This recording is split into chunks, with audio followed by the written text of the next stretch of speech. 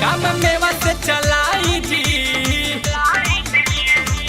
नहीं भंगिया पिसाई जी।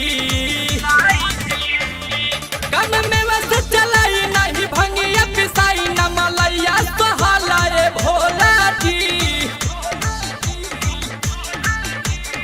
अपना घर में न दैया बाटे कलैया दुखालाए भोला जी। अपना घर में न दैया बाटे कलैया दुखालाए भोला जी।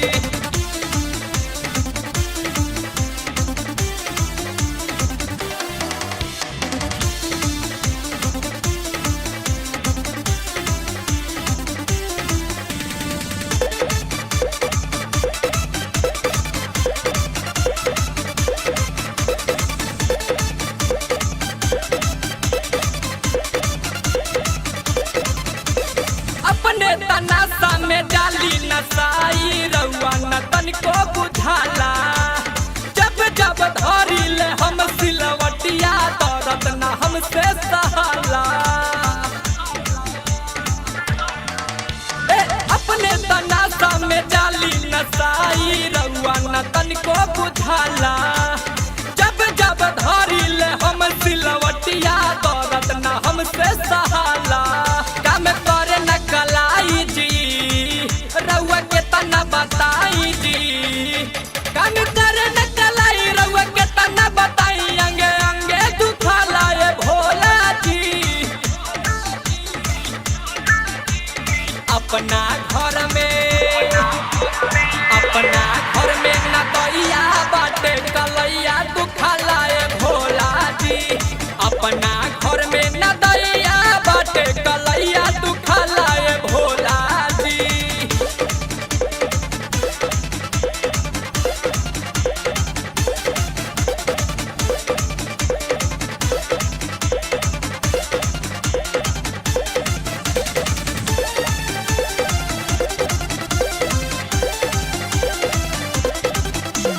सबका के देवे निकोठा अटारी, अपने राहे निकला सको।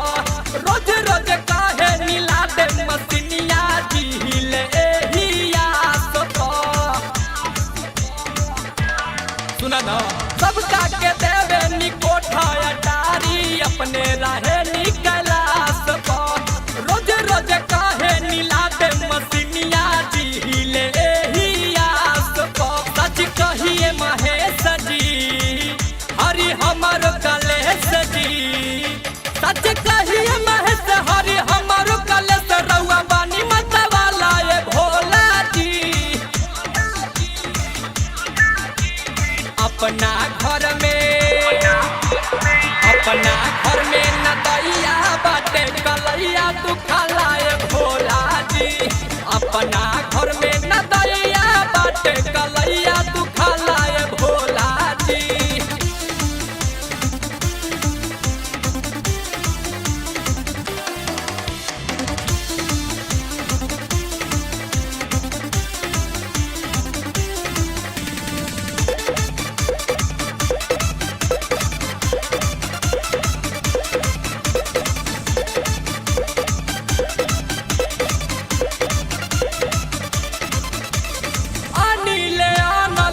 के बिगन पा फेरी न तनिको नजरिया। रौरे दुवरिया बन के कंवरिया, रंजन गावे ले लचरिया। ए भोला जी अनिल आनल डी के बिगन पा फेरी न तनिको नजरिया। रौरे दुवरिया बन के कंवरिया, रंजन गावे ले लचरिया। खूबे बोले जय करिया, देवा घर ना कहरिया। खूबे बोले जय करिया, सुनी देवा